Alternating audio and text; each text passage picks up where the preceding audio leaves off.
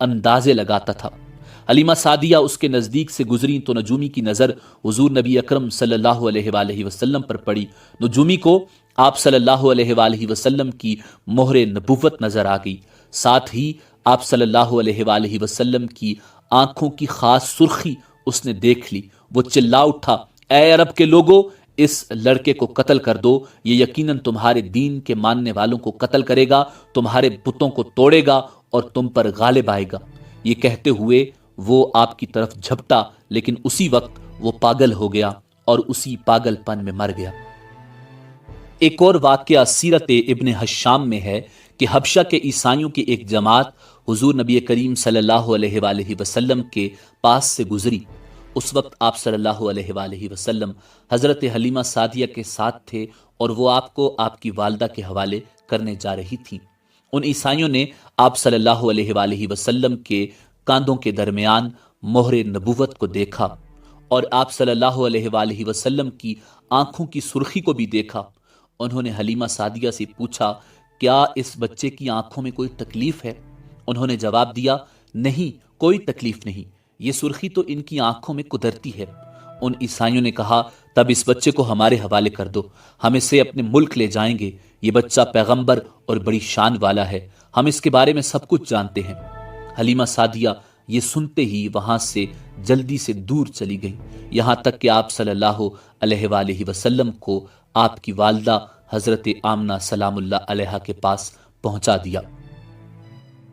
ان واقعات کے بعد حضرت حلیمہ سعدیہ اور ان کے شوہر نے فیصلہ کیا کہ اب بچے محمد صلی اللہ علیہ وآلہ وسلم کو اپنے پاس نہیں رکھنا چاہیے۔ جب حضرت حلیمہ سعدیہ نے آپ صلی اللہ علیہ وآلہ وسلم کو حضرت آمنہ کے حوالے کیا، اس وقت آپ کی عمر مبارک 4 سال تھی۔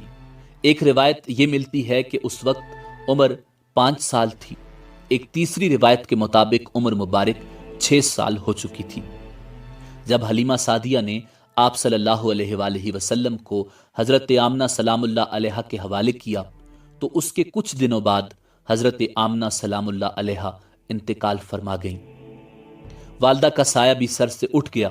حضرت آمنہ کی وفات مکہ اور مدینہ کے درمیان ابوا کے مقام پر ہوئی، آپ کو یہیں دفن کیا گیا۔ ہوا یہ کہ آپ صلی اللہ علیہ وآلہ وسلم کی والدہ آپ کو لے کر اپنے میکے مدینہ منورہ گئیں۔ آپ صلی اللہ علیہ وآلہ وسلم کے ساتھ ام ایمن بھی تھی۔ ام ایمن کہتی ہیں، ایک دن مدینہ کے 2 یہودی میرے پاس آئے اور بولے، ذرا محمد کو ہمارے سامنے لاؤ، ہم انہیں دیکھنا چاہتے ہیں۔ وہ آپ صلی اللہ علیہ وآلہ وسلم کو ان کے سامنے لے آئیں۔ انہوں نے اچھی طرح دیکھا، پھر ایک نے اپنے ساتھی سے کہا، یہ اس امت کا نبی ہے، یہ شہر ان کی ہجرت گاہ ہے، یہاں زبردست جنگ ہوگی، قیدی پکڑے جائیں گے۔ آپ صلی اللہ علیہ وآلہ وسلم کی والدہ کو یہودیوں کی اس بات کا پتہ چلا تو آپ ڈر گئیں اور آپ کو لے کر مکہ کی طرف روانہ ہوئیں، مگر راستے ہی میں ابوا کے مقام پر وفات پا گئیں۔ ایک روز بنو مدلج کے کچھ لوگ حضرت عبد المطلب سے ملنے کے لیے آئے۔ ان کے پاس اس وقت حضور نبی کریم صلی اللہ علیہ وآلہ وسلم بھی تشریف فرما تھے۔ مدلج کے لوگوں نے آپ کو دیکھا۔ یہ لوگ قیافہ شناس تھے۔ آدمی کا چہرہ دیکھ کر اس کے مستقبل کے بارے میں اندازے بیان کرتے تھے۔